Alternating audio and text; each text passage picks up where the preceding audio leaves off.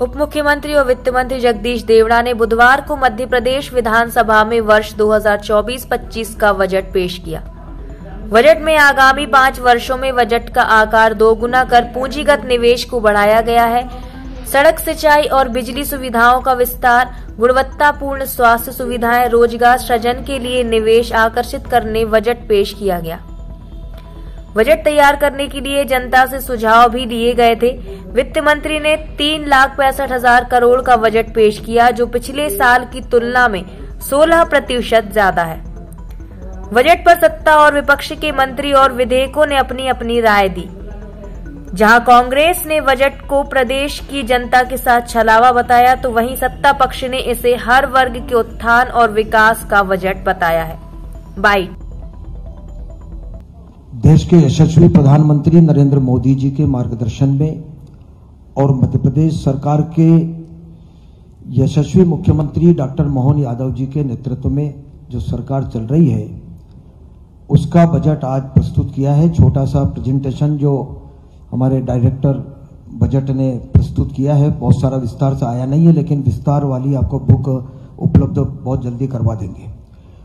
और कुछ प्रश्न भी हैं, लेकिन आज मुझे कहते हुए बड़ा कष्ट है कि मध्य प्रदेश सरकार का बजट आ रहा है और विपक्ष उस बजट को सुनना ही नहीं चाह रहा है। ये आचरण जो आज था विपक्ष का, मुझे लगता है कि इसकी जितनी निंदा की जाए उतनी कम है कि सरकार क्या बजट प्रस्तुत कर रही है, किन किन वर्गों के लिए क्या प्रावधान किए हैं और कितना बजट हमने बढ़ाया है पिछले बजट की तुलना में। अभी कितना बजट हमारा बढ़ा है, किन किन विभागों को मिला है, किन वर्गों के लिए मिला है, क्या उसमें कमी उनको लग रही है, वो सुनते तो मुझे कहते हुए बड़ा कष्ट है कि जब वो जिस विषय को वो लेकर के हाउस में, सदन में जब बोल रहे थे, तो उस विषय पर तो हमारे विधानसभा के सम्मानीय अध्यक्ष नरेंद्र तोमर जी ने बहुत सद्भावना से उनको समय दिया, बहुत लंबा समय दिया। एक ध्यानाकर्षण में आज तक के इतिहास में इतना समय नहीं मिल पाया जितना समय उनको दिया। पूरी बात उनको सुनने दी, पूरे विषय पर वो बोले। तो आज मुझे नहीं लगता कि कोई औचित्य था कि आज वहां पर आकर के वो ऐसा आचरण करते। पूरे प्रदेश की जनता देख रही है और भी लोग देख रहे हैं, सारी जनता उसको सुनना चाहती थी, लेकिन उन्होंने आज जो आचरण किया है उसकी तो मैं आज इस हमारे सभी साथियों के बीच में मैं जितनी निंदा की जाए उतनी कम है। ऐसा आचरण मुझे लगता करना नहीं चाहिए। मैं आज इस बजट के संबंध में, चूंकि पहले भी हमने बजट जब प्रस्तुत किया था उसके पहले हमने जनता से सुझाव आमंत्रित किए थे और बजट से संबंधित जो विषय विशेषज्ञ थे उनके भी हमने संवाद, हमने प्रशासन एकेडमी में हमने भी उनको बुला करके उनसे भी संवाद किए थे और भी कई प्रबुद्ध जनों से भी हमने सब लोगों से सुझाव आमंत्रित किए थे। सारे सुझावों को हमारे सभी वित्त विभाग की सारी टीम ने बैठ करके बहुत मंथन किया और हमने पूरी कोशिश की कि बजट मध्य प्रदेश का अच्छा बजट हो। उनके सुझाव को हमने उसमें सम्मिलित करने की पूरी कोशिश की। सुझाव हमने सम्मिलित किए भी हैं उसमें।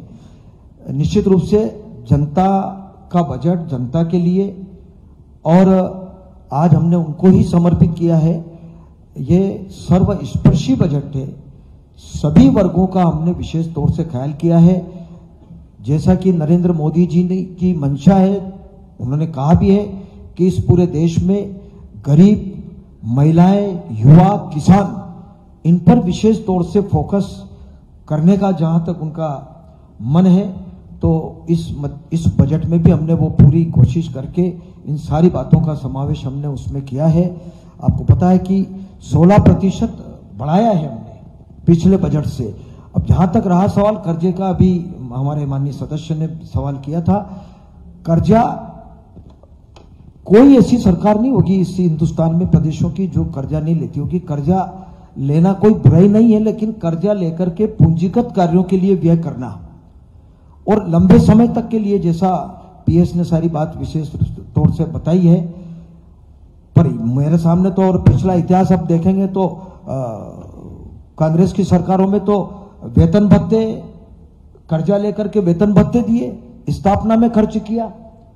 लेकिन ये ईश्वर की कृपा से मध्य प्रदेश में भी और कहीं भी भारतीय जनता पार्टी की सरकार में इस प्रकार का कोई अवसर नहीं आया ऐसा कि ऐसा कोई करना पड़े। अगर कर्जा लिया है तो वो पूंजीगत व्यय के लिए लिया है और प्रदेश का विकास किया है। हमने बहुत अच्छी इस मध्य प्रदेश में सड़कें बनी है, कहने की आवश्यकता नहीं है, लेकिन सबका अनुभव है। सिंचाई योजनाएं हमने बनाई है, हमने कॉलेज, स्कूल, जो भी डेवलपमेंट हमने तालाब, स्टाफ डैम जो भी करना थे वो सारे विकास के काम करने में हमने खर्च किया है और मध्य प्रदेश में बहुत अच्छा विकास हुआ भी है। और हमने इसी आशा और विश्वास के साथ में इस बजट में प्रावधान किए हैं, अलग अलग भिन्न भिन्न विभागों में सब में हमने अच्छे प्रावधान किए हैं। और इस बार भी बजट में पूरी कोशिश हमने की है कि कोई वर्ग वंचित नहीं रहे और जो योजनाएं भारतीय जनता पार्टी की सरकार ने चलाई है, पहले से जो चल रही है योजनाएं, चाहे वो लाडली लक्ष्मी योजना हो, चाहे वो लाडली बहना योजना हो, कोई भी योजना बंद नहीं होगी। जहां तक सवाल राशि बढ़ाने का है तो संकल्प पत्र जो आता है वो पूरे 5 वर्ष का संकल्प पत्र आता है। हम निश्चित रूप से उस जो हमने कहा है, जो हमने संकल्प लिया जनता के बीच में और जनता ने ही आशीर्वाद देकर के बिठाया है, तो ऐसा है कि उनकी भावनाओं का पूरा सम्मान करते हुए वो सब काम हम करेंगे। कोई भी वंचित नहीं रहेगा और कोई योजना हम बंद करने वाले नहीं। माननीय मंत्री गौड़ा साहब,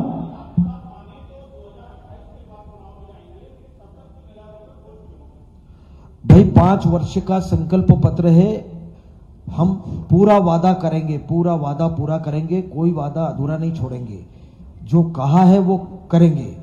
गौड़ा साहब, ये हमको पता है, ये हमको पता है कि जनता ही आशीर्वाद देती है। जनता के बीच में जो कहा वो करना है, जनता के बीच में फिर हमको आगे जाना है।